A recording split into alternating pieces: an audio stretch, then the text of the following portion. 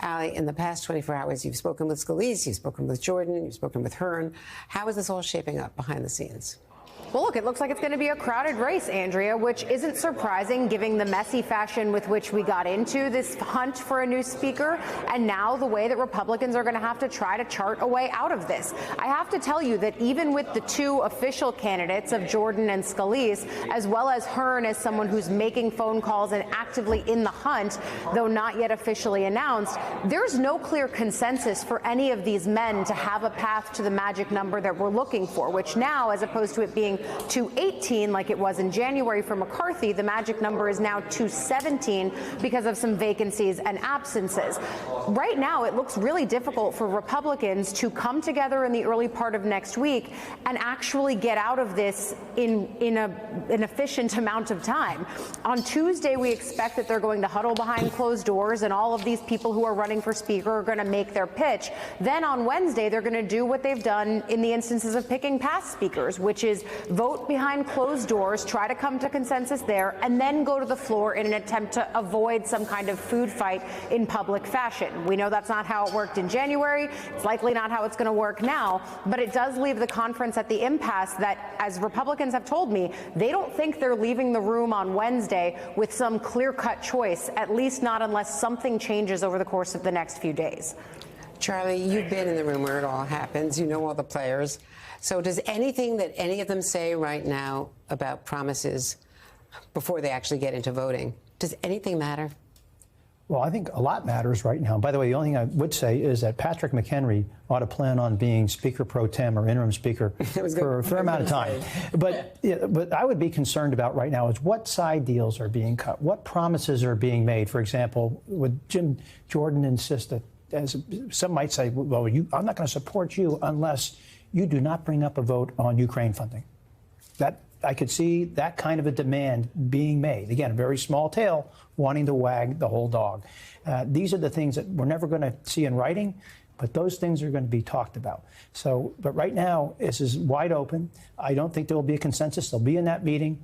They'll have some votes, depending on how many candidates actually run, and then they'll get down to two. But then, so somebody gets a majority of the House Republican Conference, well, then they have to get that number 217 on the floor. And Susan and I were just talking. There's only one person who's leading right now, and that's Hakeem Jeffries. He probably has 213 votes. Right. But there's nobody there who's probably close to 200 votes right now on the floor. So, Susan, let's talk about, Alex Wagner asked Progressive Caucus Chairman Jayapal last night about all of this. Because my point to Charlie was, does anything they're saying publicly matter? Because, these side deals on impeachment, on a lot of things that you can imagine, are happening all over the place.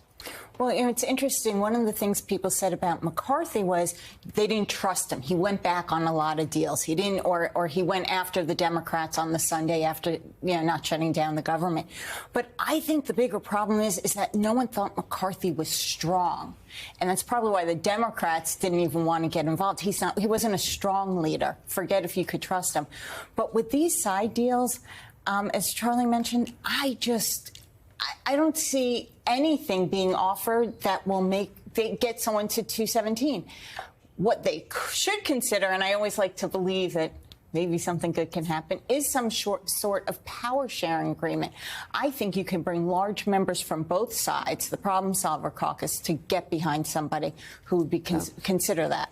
Well, to that point, this is what Jayapal had to say to Alex about some sort of a coalition government.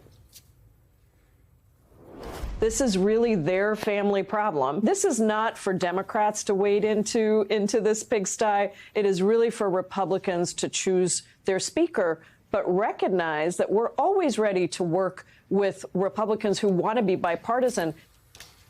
So Democrats might prefer a Steve Scalise, who would seem to be less of a bomb thrower than Jim Jordan in the past. But Jim Jordan might, to Susan's point, have that fighter in him that might be more appealing to a majority of the Republican conferees. But look, what Susan said about power sharing is not out of the question. I think we should take it seriously because in 2015, you may remember when Kevin McCarthy tried to ascend and he was taken down. Paul Ryan didn't want the job. We were in chaos at that moment. We did not have a consensus candidate. In fact, I never really talked about it publicly, but I was approached by Democrats to, would you be interested in taking the job? We'll get you votes, and you need to bring X number, and this is what we need. We never got off the ground because Paul Ryan decided he was going to run. And wasn't that a more reasonable time? That was not as nihilistic a time in the conference. It was, but I could still see a power sharing arrangement. Again, Susan and I were talking before the show about, the Senate was 50-50, split the committees evenly, or you could do some things to entice maybe some Democrats to maybe just vote present to lower the threshold. Not saying they would vote for a Republican speaker, but they could do things to facilitate a speaker becoming. No, clearly a vote of present would give them the power, and they could marginalize. I mean, they could have done that before. They could have marginalized Matt Gaetz and company very easily if anyone had figured this all out or had been willing to do that. Susan, let me show you something that that Jim Jordan was also asked by Ali Vitale.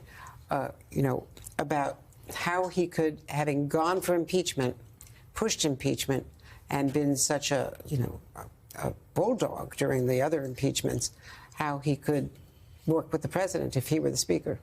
Let's watch.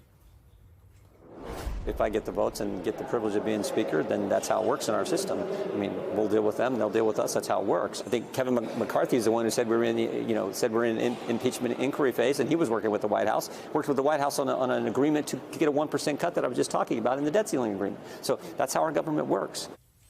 What's your read on that, Ali Vitale?